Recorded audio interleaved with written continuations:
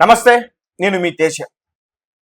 కూటమి ప్రభుత్వం ఎన్నికల టైంలో బీసీలకి ఏదైతే హామీలు ఇచ్చారో వాటిని ఇప్పుడు నెరవేర్చబోతున్నారా? అలాగే బీసీలకు ప్రత్యేక చట్టాన్ని అసెంబ్లీలో తీసుకురాబోతున్నారా? ఆంధ్రప్రదేశ్ అసెంబ్లీలో ఈ బీసీ రక్షణ చట్టాన్ని ప్రవేశపెట్టడానికి సిద్ధమవుతున్నారా? లోకేష్ బీసీలకు పాదయాత్ర టైంలో ఏదైతే అతను హామీ ఇచ్చారో దాన్ని నిలబెట్టేందుకు ప్రయత్నాలు చేస్తూ ఉన్నారా? దీనికి సంబంధించి క్లియర్గా కొన్ని విషయాలు నేను చెప్పేందుకు ప్రయత్నిస్తాను. సో అందరికీ బాగా తెలుసు, వెనకబడిన వర్గాలకి ప్రత్యేక చట్టాలు ఉంటాయని. ముఖ్యంగా SC ST prevention of act, atrocity act. So వీరికి ఆ ప్రత్యేక చట్టం ఉంది. అంటే ఎవరైనా సరే వాళ్ళని వృత్తిపరంగాను, కులం పరంగాను, లేదంటే అవమానించడం గాను, కులం పేరుతో దూషించడం గాను, వారిని తిట్టినా కొట్టినా ఏం చేసినా వారిపైన ఈ యాక్ట్ ప్రకారం కొన్ని సెక్షన్స్ పెట్టి వారిని జైలుకు పంపిస్తారు. సో అలానే బీసీల్లో కూడా చాలా ఉన్నాయి. బీసీ అంటే ఒకటే కాదు, BCA, BCB, BCD, BCC. So ఇలా చాలా మంది ఉన్నారు. సో వీరిని కూడా ఎవరైనా సరే ఇలానే కులం పేరుతో తిట్టినా, అవమానించిన, వృత్తి పేరుతో తిట్టిన వారికి కూడా ఒక ప్రత్యేక బీసీ రక్షణ చట్టాన్ని ఉండాలంటూ కూడా లోకేష్ మాట్లాడారు ఇంతకుముందు.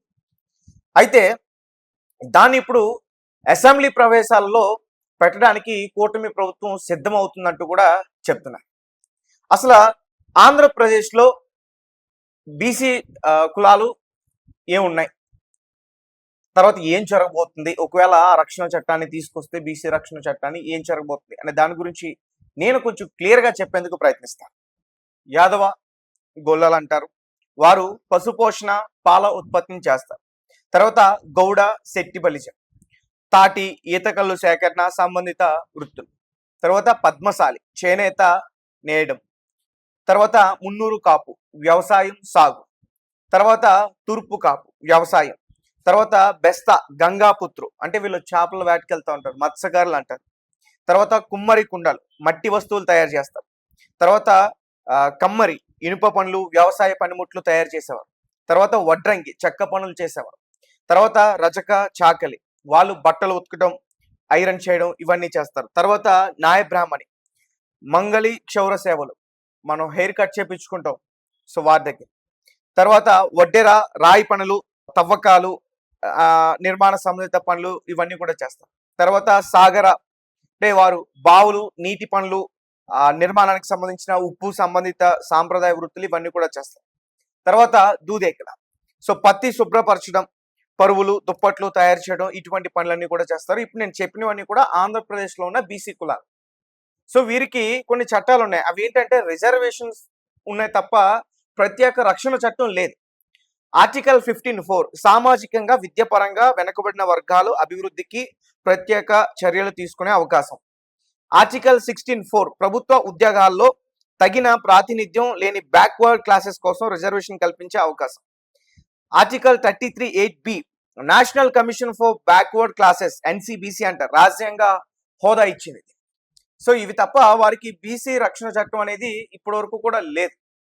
సో ఫస్ట్ టైం మరి కూటమి ప్రభుత్వం అసెంబ్లీ వరకు అయితే తీసుకెళ్తున్న ప్రతిపాదన అయితే పెడుతుంది. మరి ఇది అవుతుందా అవ్వదా అనేది అయితే మాత్రం తెలియదు. కానీ సో చాలా మంది అయితే మాత్రం లోకేష్ గారిని ఈ విషయంలో పొగిడే ప్రయత్నం చేస్తారు. ఎందుకంటే యువగలం పాదయాత్రలో ముఖ్యంగా బీసీలతో ఈ విషయం గురించి ఎక్కువగా చర్చించి అప్పుడు ఆ రోజు వారికి మాట ఇచ్చారట.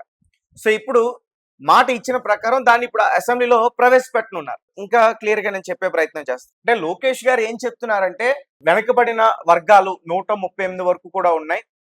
సో వారికి ప్రభుత్వం ఇచ్చే సంక్షేమ పథకాలే కాకుండా వారికి ఇలాంటి ప్రత్యేక రక్షణ చట్టాలు ఉండడం కూడా మంచిది. అంటే చాలా మంది ఏంటంటే పేదవాళ్ళు ఉంటారు, వారికి డబ్బు రూపంలో ఏదో సాయం చేసి అక్కడితో ఉండిపోతారు. సో అలా కాకుండా వారికి సంక్షేమ పథకాలతో పాటు ఇలా వారి కులానికి సంబంధించిన ఒక రక్షణ చట్టం కూడా ఉండాలి అని చెప్పి వారు మాట్లాడుతున్నారు. ఎస్సీ ఎస్టీ అత్యాచార నిరోధక చట్టం తరహాలోనే బీసీ సమాజానికి కూడా ఒక బలమైన చట్టపరమైన కవచాన్ని అందించడమే ఈ ప్రభుత్వ ప్రయత్నం వెనక ఉన్న ప్రధాన ఉద్దేశం. ఈ బిల్లు ద్వారా బాధితులకి త్వరగా న్యాయం జరిగేలా ప్రత్యేక ఫాస్ట్ ట్రాక్ కోర్టులను ఏర్పాటు చేయడం. సో ఫాస్ట్ ట్రాక్ కోర్టులు అంటే త్వరగా న్యాయం జరుగుతుంది. అంటే ఇప్పుడు ఏదైనా క్రైమ్స్ జరిగినా కానీ, భార్యాభర్తల మధ్య ఉన్న గొడవలు కానీ, చిన్నపిల్లల పైన అత్యాచారం కానీ, ఇవన్నీ జరిగినప్పుడు ఫాస్ట్ ట్రాక్ కోర్టులను పెట్టి పెండింగ్లో ఉన్న కేసెస్ని, సో వీటన్నిటిని కూడా త్వరగా క్లోజ్ చేయడానికి ఈ ఫాస్ట్ ట్రాక్ కోర్టులను తీసుకొచ్చారు. సో ప్రత్యేక ఫాస్ట్ ట్రాక్ కోర్టులను ఏర్పాటు చేయడం, బాధ్యులపై కఠిన శిక్షలు విధించేలా పక్కా నిబంధనలు పొందుపరచడం విశేషం. గ్రామాల్లో కుల వృత్తులపై ఆధారపడి జీవించే చేతి వృత్తుల వారు, సామాన్య బీసీ వర్గాలు తరచూ ఎదుర్కొనే వేధింపులకు ఈ చట్టం పూర్తి అడ్డుకట్టు వేస్తుందని, బాధితులు తక్షణ న్యాయ సహాయంతో వాటితో పాటు గౌరవప్రదంగా జీవించే హక్కును రాజ్యాంగబద్ధంగా రాజ్యాంగబద్ధంగా కాపాడే దిశగా ఈ ప్రతిపాదన రూపుదిద్దుకుంటుంది. సో మామూలుగా ఎన్నికల హామీల ఓట్ల గణితానికే పరిమితం అవుతుంటాయి. కానీ నారా లోకేష్ చేపట్టిన ఈ పాదయాత్రలో బీసీలు వ్యక్తం చేసిన ఆవేదనను ఆలకించి ఇచ్చిన మాట ప్రకారం అధికారంలోకి రాగానే ఈ రక్షణ చట్టానికి శ్రీకారం చుట్టడం ప్రభుత్వ కార్యాచరణకు నిదర్శనం. అంతేకాకుండా చట్టం రూపొందించే ప్రక్రియను కేవలం ఎస్సీ గదులకే పరిమితం చేయకుండా బీసీ మంత్రులు, ఎమ్మెల్యేలు, ఎమ్మెల్సీలు, క్షేత్రస్థాయి బీసీ సంఘాలు ప్రతినిధులతో జిల్లా స్థాయిలో సమగ్రమైన అభిప్రాయ సేకరణ జరుపుతూ ప్రజాస్వామ్యుతంగా ముందుకు వెళ్తున్నారు. జాతీయ బీసీ కమిషన్ ప్రాథమిక సూచనలను, న్యాయ నిపుణుల సలహాను పరిగణనలో తీసుకుంటూ చట్టపరమైన లోపాలు లేకుండా ప్రభుత్వం ఈ ముసాయిదాను తీర్చిదిద్దుకుంది. తర్వాత ఆర్థికంగా ఆదుకోవడం ఒక్కటే వెనకబడిన వర్గాల సాధికారిత కాదు, అదొకటే వారికి సంబంధించి ఎంపవర్మెంట్ కాదు. సో వారి ఆత్మగౌరవానికి భంగం వాటిల్లకుండా చూడడమే అసలైన సామాజిక న్యాయం. దేశంలోని తొలిసారిగా ఒక రాష్ట్ర ప్రభుత్వం బీసీల కోసం ఇటువంటి ప్రత్యేకార చట్టాన్ని తీసుకురావడం వెనకబడిన వర్గాల్లో కొన్నంత ధైర్యాన్ని నింపుతుంది. స్థానిక సంస్థలో బీసీల రిజర్వేషన్లు పునరుద్ధరించే దిశగా డెడికేటెడ్ బీసీ కమిషన్ నియమించడంతో పాటు రాజకీయంగా, సామాజికంగా వారికి చట్టభద్రత కల్పించేలా ఏపీ ప్రభుత్వం వేస్తున్న ఈ అడుగు ఇతర రాష్ట్రాలు కూడా మార్గదర్శకంగా నిలుస్తుండడంతో ఎటువంటి సందేహం కూడా లేదు అంటూ కూడా చెప్తున్నారు. అలాగే చాలా మంది రకరకాలుగా కామెంట్స్ చేస్తున్నారు దీనికి సంబంధించి. వారు ఏం అడుగుతున్నారంటే, అండ్ మీరు కూడా, నేను అడిగిందని మీరు కూడా చెప్పొచ్చు, వారు అడిగే ప్రశ్నే ఇప్పుడు నేను అడుగుతున్నా.